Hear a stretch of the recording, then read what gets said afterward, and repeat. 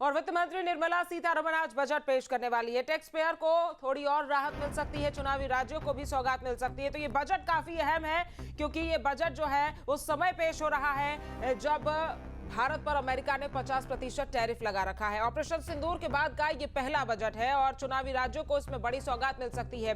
चाहे railway sector की बात की जाए, चाहे स्वास्थ्य की बात की जाए, तमाम अलग अलग क्षेत्रों की बात की जाए, कई बड़ी सौगात यहां पर इस बजट के जरिए मिल सकती है। सबको काफी उम्मीदें हैं पिछले बजट के मुकाबले इस बार और बजट में क्या कुछ खास हो सकता है, इसको लेकर सभी की निगाहें हैं।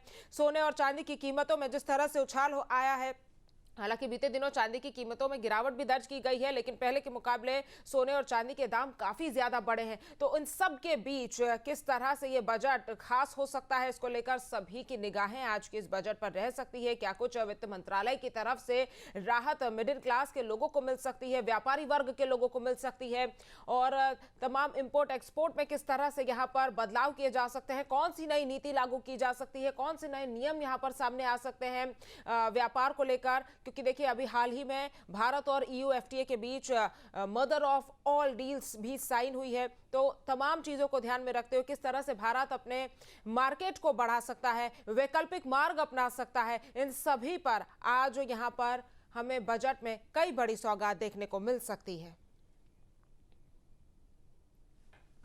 और सैयद आमिर हमारे संवाददाता ज्यादा जानकारी के साथ जुड़ गए हैं। सैयद, अगर आज के बजट की खास तौर पर बात की जाए तो क्या कुछ उम्मीदें तमाम वर्ग के लोगों के मन में हैं, और क्या कुछ इस बजट को लेकर मध्यम वर्ग के लोगों की बात की जाए, पेंशनर्स की बात की जाए, वो लोग लगाए बैठे हैं?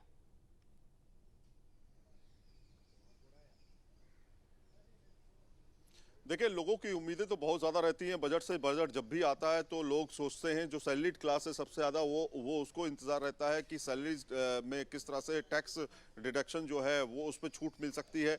ये तमाम चीज़ें लोगों के दिमाग में चलती हैं। महंगाई को सरकार कैसे काबू में लाएगी, इसको लेकर के लोगों का ध्यान रहता है, और साथ में सेविंग को बढ़ाने को लेकर के किस तरह से सरकार कदम उठा सकती है। लेकिन आज क्या क्या हो सकता है, 5 बड़ी घोषणाएं आज हो सकती हैं। पहली घोषणा तो यही है कि जो सैलरीड क्लास है उनको थोड़ा सा राहत और मिल सकती है। अभी तक आपको मालूम होगा कि 12,75,000 रुपए आपको टैक्स फ्री एक तरह से किया गया था, उसको अब सीधे 13 लाख रुपए किया जा सकता है, यानी 25,000 रुपए बढ़ाया जा सकता है, वो भी स्टैंडर्ड डिडक्शन में। स्टैंडर्ड डिडक्शन जिसमें आपका ओवरऑल सारी चीजें आती है, जिसमें मेडिकल भी आता है, दवाइयां भी आती है, तमाम चीजें आती है, वो स्टैंडर्ड डिडक्शन जो है वो 75,000 से 1 लाख किया जा सकता है, यानी 12 लाख प्लस 1 लाख 13 लाख रुपए तक की टैक्स फ्री आपको इनकम मिल सकती है। दूसरी चीज ये कि सरकार इस बार किसानों के लिए जो है राहत लेने वाली है, और किसान सम्मान निधि की अगर बात करें तो उसको 3,000 रुपए तक बढ़ाया जा सकता है। आयुष्मान को लेकर के, स्वास्थ्य को लेकर के सरकार का बहुत ज्यादा ध्यान है। तमाम जगह पे एम्स जो है वो बनाए जा रहे हैं, अलग अलग जगहों पे इंफ्रास्ट्रक्चर क्रिएट किया जा रहा है, उसको लेकर के एक बड़ी घोषणा हो सकती है। इसके साथ में अगर देखें तो रक्षा बजट को बढ़ाया जा सकता है, एजुकेशन बजट को बढ़ाया जा सकता है, ये तमाम चीजें हैं। लेकिन इंफ्रास्ट्रक्चर पर सरकार का सबसे ज्यादा जोर है, क्योंकि आप देखिए रेलवे में और सड़क में काफी ज्यादा काम हुआ है। अगर हम पीछे 10 साल 11 साल की बात करें, उसमें खास तौर पे सरकार इस बार एलोकेशन जो है बढ़ा सकती। 2,40,000 करोड़ का जो बजट रेलवे को मिला था उसमें भी बढ़ोतरी अब हो सकती है, ऐसा माना जा रहा है। क्योंकि आप देखिए लगातार वंदे भारत स्लीपर हो, वंदे भारत हो या फिर अमृत भारत ट्रेनें हो, उनको लॉन्च किया जा रहा है, और अब जो है बुलेट ट्रेन की बारी आ रही है। तो समय बढ़ रहा है और उसी हिसाब से बजट भी बढ़ रहा है। तो वहीं जीएसटी कलेक्शन में भी इजाफा लगातार देखा जा रहा है। भारत की आर्थिक व्यवस्था तो बेहतर हो ही रही है, वहीं पर रोजगार जो है सरकार के सामने सबसे बड़ी चुनौती बना हुआ है। लेकिन रोजगार की अगर हम बात करें और उसके परसेंटेज की बात करें, बेरोजगारी दर जो है 6% से घर के 3.4% तक पहुंच गई है, यह एक अच्छी बात मानी जा सकती है। तो ये सारी चीजें चैलेंजेस रहेंगे सरकार के सामने। एक बड़ा चैलेंज यह भी रहेगा कि किस तरह से वित्तीय घाटा जो है, फिस्कल डेफिसिट जो है उसको कम किया जाए, और साथ में जो अंतर्राष्ट्रीय लेवल पर जो उथापथल चल रही है इस समय, आप देख रहे हैं सोने के रेट और चांदी के रेट काफी ज्यादा बढ़े हुए हैं। क्योंकि आप देखें अमेरिका के पास करीब 8,500 टन सोना, सबसे ज्यादा सोना उसके पास इस समय मौजूद है। पूरी दुनिया में सबसे ज्यादा अमेरिका के पास है, और सबसे कम जो है इस समय अगर देखें तो भारत है। भारत लगातार सोने को बढ़ा रहा है ताकि ज्यादा से ज्यादा सोना जो है भारत के पास मौजूद रहे। इसलिए आप देखिए कीमतें लगातार बढ़ी थी। अभी जिस तरह से चीन ने अगर हम देखें ईवीज को लेकर के चांदी का इंपोर्ट शुरू किया था, उसने काफी ज्यादा कंपनियों से बातचीत की थी कि वो चांदी को खरीदना चाहता है, क्योंकि चांदी एक ऐसी धातु है जिसके आधार पर ईवी जो है, इलेक्ट्रिक व्हीकल्स को है बड़ी संख्या में बनाना माना जा रहा है।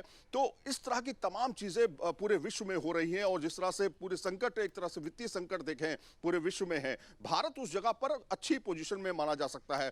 तो आज का बजट जो होगा वो कहीं ना कहीं भारत को सुदृढ़ करने के लिए, भारत की अर्थव्यवस्था को बेहतर करने के लिए, और जो हमारा टारगेट है खासतौर पे विकास दर का, उसको अचीव करने के लिए होगा। जी बिल्कुल। और साथ ही साथ यहाँ पर अगर जीडीपी की भी बात की जाए तो जीडीपी में भी जिस तरह से भारत का स्थान अभी फिलहाल चौथे नंबर पर है, अर्थव्यवस्था में अगर पूरे विश्व में बात की जाए तो भारत का चौथे नंबर पर स्थान बना हुआ है। लेकिन अगर हम पूरी दुनिया को देखें सही, तो जिस तरह से अर्थव्यवस्था तमाम देशों की डगमगा रही है, उस समय में भारत की जीडीपी बरकरार रहना, और अब जब ये नया बजट 2026-27 का आ रहा है तो किस तरह से जीडीपी को और बढ़ाने के लिए, जीडीपी का स्तर और अच्छा करने के लिए यहाँ पर तमाम चीजें, तमाम कदम उठाए जा सकते हैं, उसको लेकर क्या उम्मीदें हैं?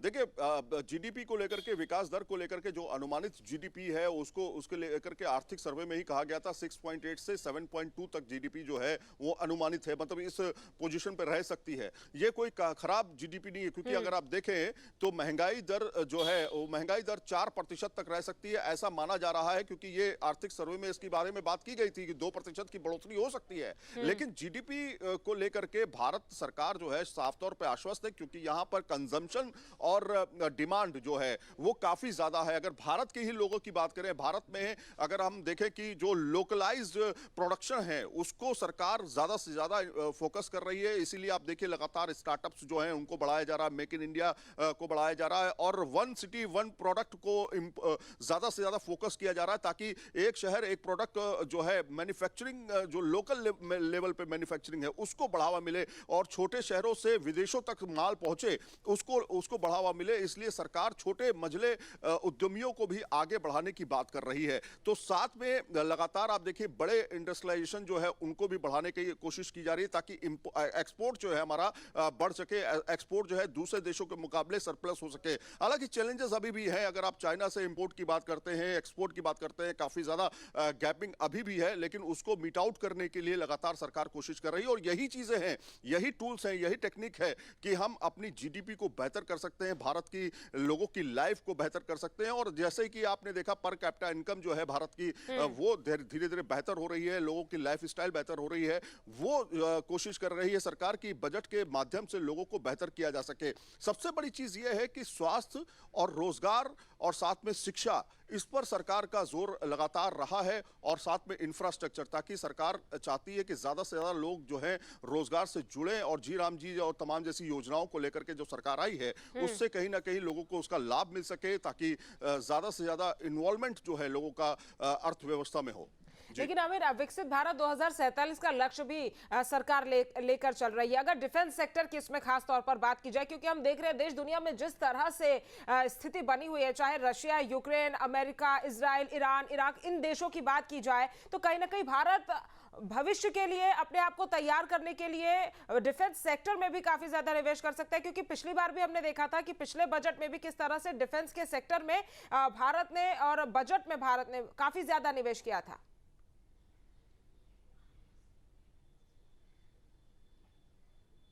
बिल्कुल, देखिए भारत अब उस पोजीशन पे आ गया है जब जो रक्षा क्षेत्र है हमारा वो तब मजबूत हो, हाईटेक हो। सबसे बड़ी बात ये है कि हम जो पुरानी शस्त्र प्रणाली है उससे दूर हट करके आधुनिक शस्त्र प्रणाली की तरफ आगे बढ़ें, उसको लेकर के रक्षा बजट में बढ़ोतरी हो सकती है। जैसा मैंने पहले आपको बताया कि रक्षा बजट को बढ़ाना, एक बार इस बार देखा जाएगा कि रक्षा बजट कितना होता है, लेकिन उम्मीद की जा रही है कि रक्षा बजट को बढ़ाया जाएगा, ताकि आधुनिकीकरण जो है रक्षा क्षेत्र में लाया जा सके, क्योंकि आप देखिए अमेरिका है, रूस है, इसके अलावा आप देखिए चीन है, तमाम ये बड़ी शक्तियां जो हैं कहीं ना कहीं अपने साथ में रक्षा बजट को भी बढ़ाती जा रही हैं, ज़्यादा से ज़्यादा इंपोर्ट कर रही, एक्सपोर्ट कर रही हैं और रक्षा क्षेत्र में काफ़ी काम कर रही हैं। आप देखिए एआई का इस्तेमाल रक्षा क्षेत्र में हो रहा है, आप देखिए रोबोट्स का इस्तेमाल रक्षा क्षेत्र में हो रहा है, आप देखिए पूरी तरीके से ऑटोमेशन का काम जो है रक्षा क्षेत्र में हो रहा है। तो ये एक बड़े चैलेंजेस हैं दुनिया में, भारत के लिए भी कहीं ना कहीं, और ये आने वाले समय में अगर इस तकनीक के मामले में हम पीछे रह गए तो बहुत ज्यादा नुकसान बिल्कुल, यानी कि भारत का फोकस है कि भविष्य में तैयारियों को लेकर भारत इसीलिए तकनीकी तौर पर और एआई का खास तौर पर सबसे ज्यादा इन्वॉल्वमेंट हो रहा है और उसी को ध्यान में रखते हुए इसमें भी काफी ज्यादा निवेश कर सकता है। तमाम जानकारी हम तक पहुंचाने के लिए आमिर आपका बहुत बहुत धन्यवाद। आपके मोबाइल पर तुरंत आएगी ब्रेकिंग न्यूज, स्क्रीन पर सबसे पहले दिखेगी बड़ी खबर, देश दुनिया की हर खबर एक जगह। अब आपके मोबाइल पर तुरंत फटाफट इंस्टॉल कीजिए न्यूज नेशन ऐप और रखिए खुद को अपडेट।